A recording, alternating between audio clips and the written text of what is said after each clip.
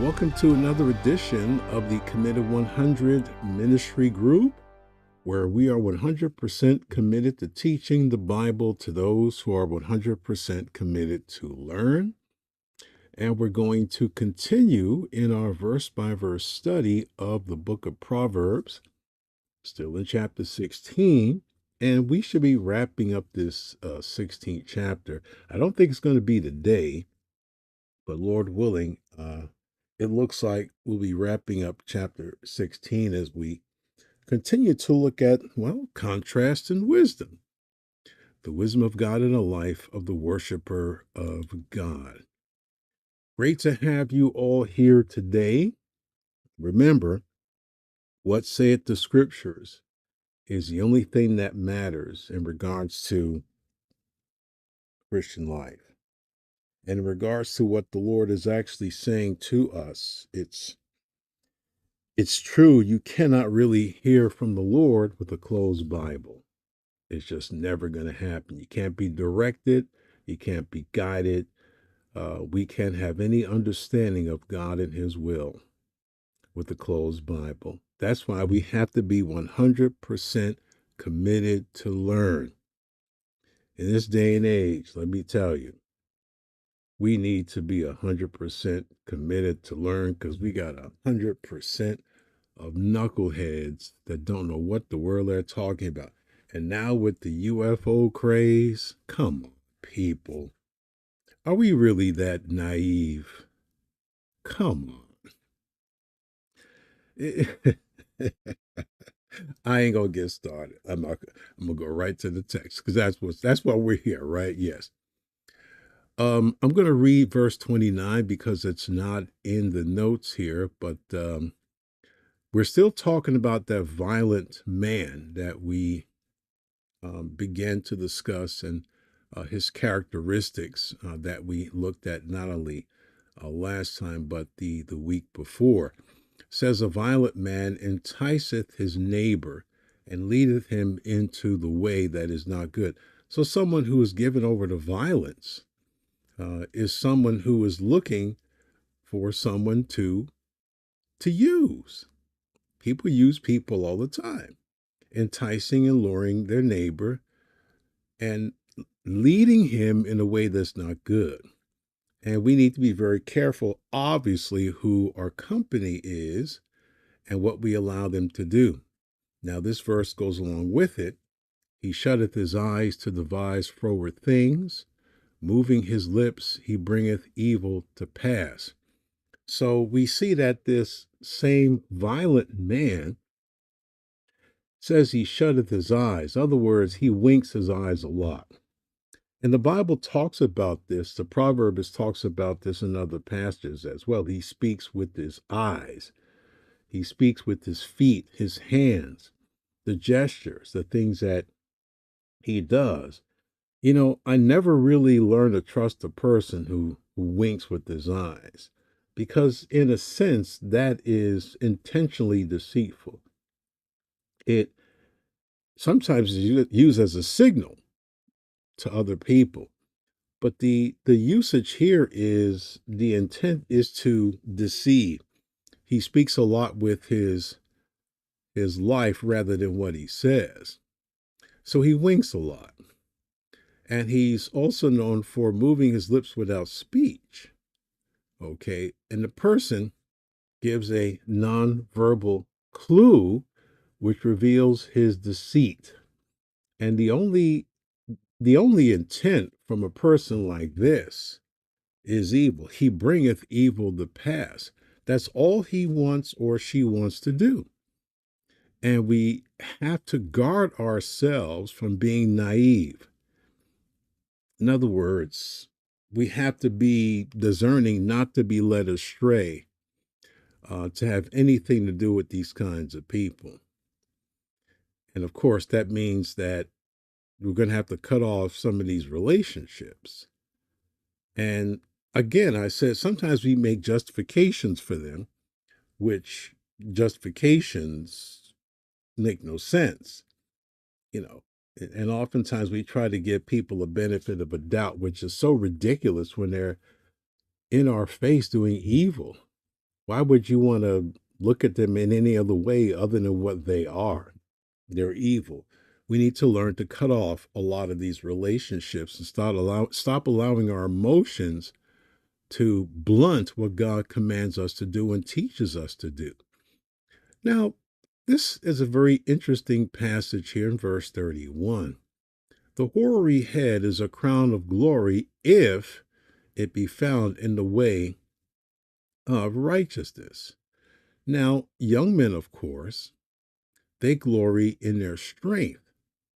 And when I was young, a billion years ago, of course, I did. I was a gym rat years ago and lived in a gym and did everything, lift weights, um, world class weights on leg press, no question. I mean, it was nuts. Those days were crazy. And so I get it. When we're young, we have all this vim and vigor. I'm not speaking against, I'm just saying young people, they have their strength and they have their vitality. Some people aren't gym rats. Some people just love life and that's good. The point is when you're young, well, you have all this strength and they take glory in it. And that's okay. Old men take glory in their gray hair, which is like a distinguishing crown of glory or beauty. And I want to stop at that point. Um, Probably one of the most difficult things for people who are older to accept is the fact that they are older. And that's really interesting. This entire move, which in a sense, and the pun intended, I guess, it's a senseless choice to try to start reversing the aging process. You know, just accept who you are and accept that as you get older, there are going to be things that you and I can no longer do. People say to me, I can't believe you're 70 years old. And I guess with what faculties I have, I can't believe I'm 70 years old. Sometimes I was looking at a program last night before I went to bed. The thing was 42 years old. The program, the movie was 42 years old. And I kept thinking, dude, you're old. When you start looking at a television program and it's 30, 40 years old, I don't care what your brain is telling you, dude, you're old. And some people have a hard time accepting it. And so they're injecting themselves with the new lie, this is the new old lies, peptides, human peptides, HGH, all this stuff to try to thwart the inevitable. And it's like old age is seen in this country almost as a curse because of the trend to, well, glorify youth and their strength and their beauty. But there's nothing wrong with these gray hairs. Nothing wrong at all. Nothing. It's glory. It's a crown of glory that you actually live long enough to still be used of God, which is something this verse actually teaches. The hoary head is a crown of glory if it be found in the way of righteousness. Now, I want to look at Proverbs 20:29 in conjunction to both the young and the old. The glory of young men is their strength, of course. And the beauty of old men is the gray head. There's nothing wrong with having gray hair. If we're going to do things biblically, I'm thankful that I have gray hair. I'm thankful that my crown is quite there, quite loud. And it's a signal to me that God has blessed my life to still have meaning even in my old age. Yeah, sometimes it's hard for me to wrap my mind around that I'm 70 years old. I mean, I can't say that of a lot of people that I've known. And because of God and his mercies, I'm in relatively good health. It's to his glory, period. However, Look again at verse 31 of Proverbs 16. The hoary head is a crown of life if it be found in a way of righteousness. Old age and gray hair is not enough to identify a person with the wisdom and righteousness of God, because your gray hair without any kind of righteousness is meaningless, just an old fool. The gray head with God's righteousness is true glory and true beauty. That's it. That's it. Most people just grow old. Few grow old with wisdom, and they have nothing to share with the next generation that matters. And it's really sad that, well, I just got to tell it, you know, we not only have few people who have the ability to share the wisdom of God, as opposed to the minuscule sayings of old people that don't know God, just old wives' fables and silly old man talk, how to get over stuff like that, how to catch a man or woman, stuff like that. I mean, this is all ridiculous. We're not talking about this. These are old people that walk with the Lord. Their gray hair is a crown of beauty of being old enough to still have the wisdom that God gave and still gives you, and that you're in a position where you can help.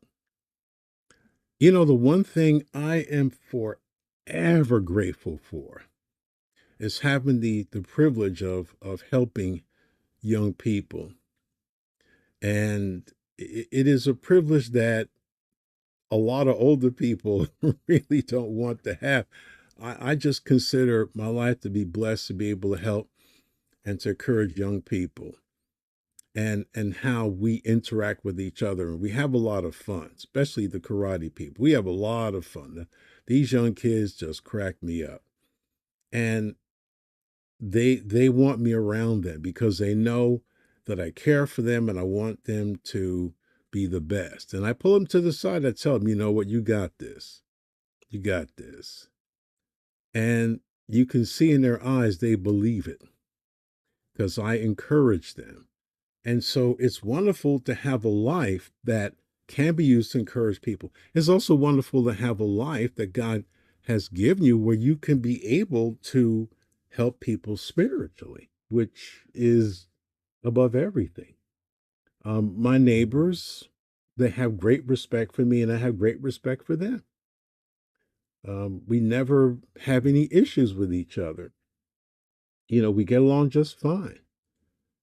You can be old and gray and grumpy and foolish and stupid, or you can demonstrate that you have wisdom.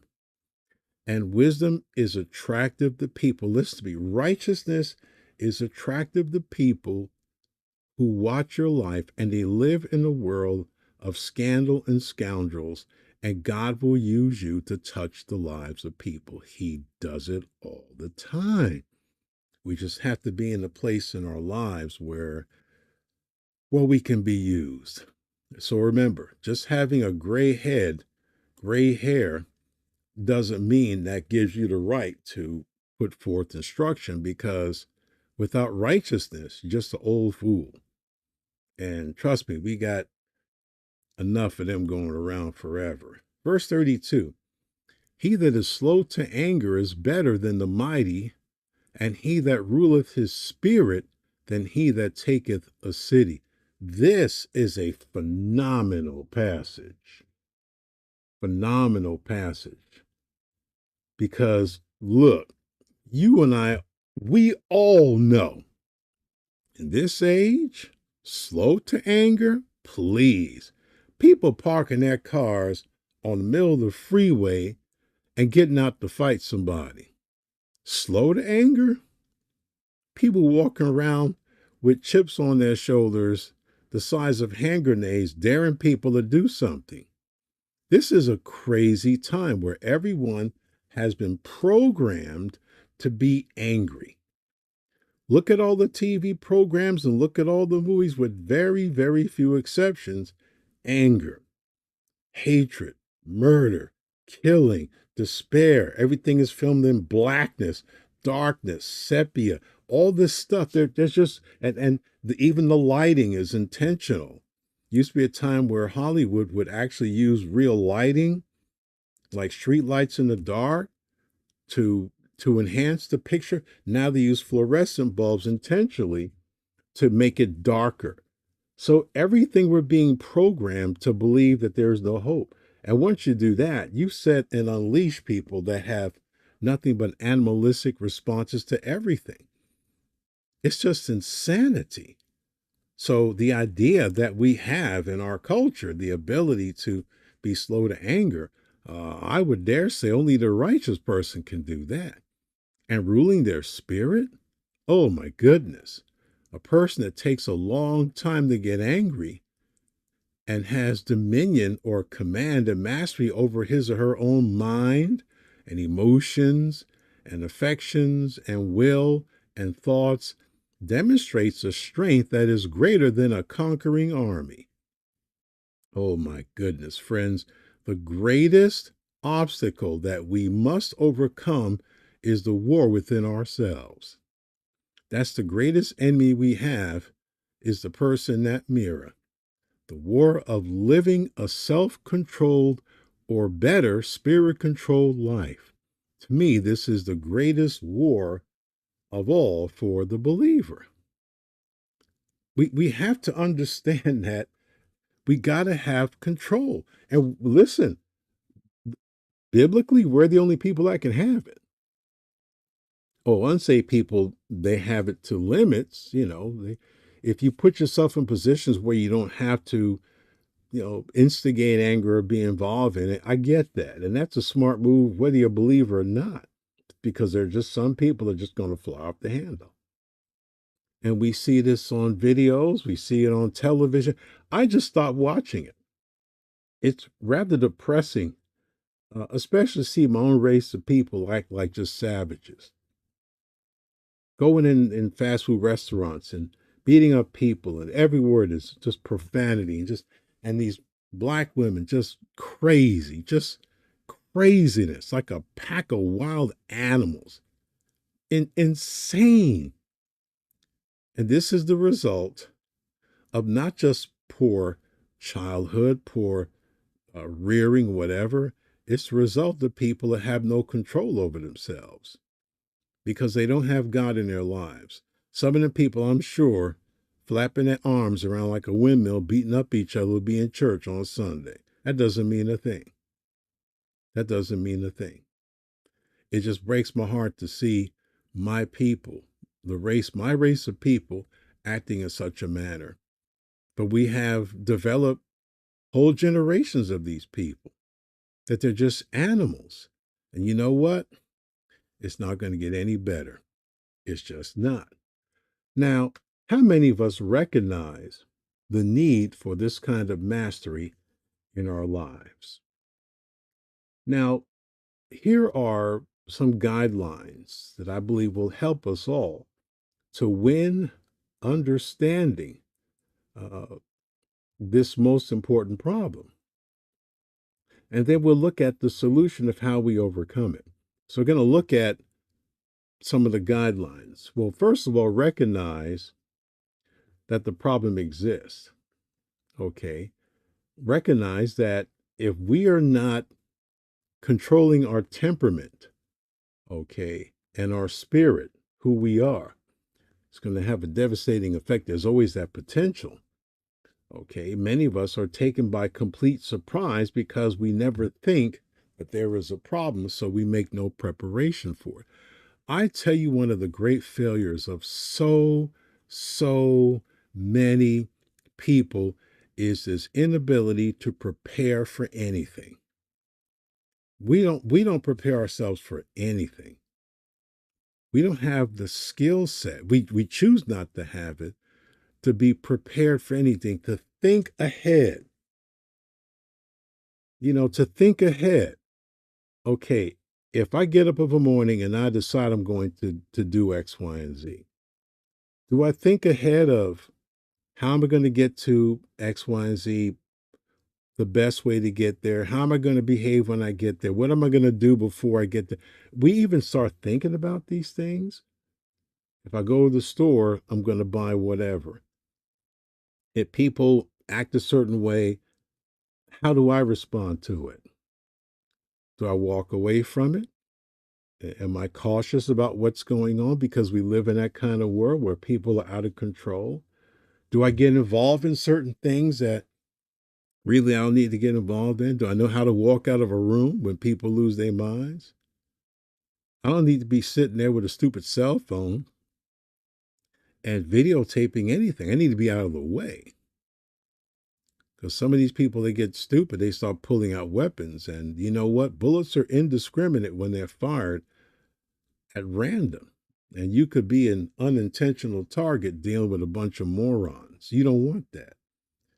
So we don't need to be taken in by surprise. There has to be some preparation and forethought that we get up of a morning and we think to ourselves, I'm not going to behave in a certain pattern because I'm going to trust in the Lord. Now, if we're not doing that, we're already in trouble. Really, really trouble. And we need to recognize that. Okay, now I'm just going to read the second the second solution or the second issue. Recognize our body's tendency to fall without control. Yeah, we got to be very careful. Very careful. Now, that's all the time I have, but we need to be very mindful of ourselves. Paul told Timothy, take heed to yourself and to the doctrine. We need to take heed to ourselves. That admonition is given a few times in the New Testament. We need to take heed to ourselves. We take heed with everybody else, but are we monitoring us?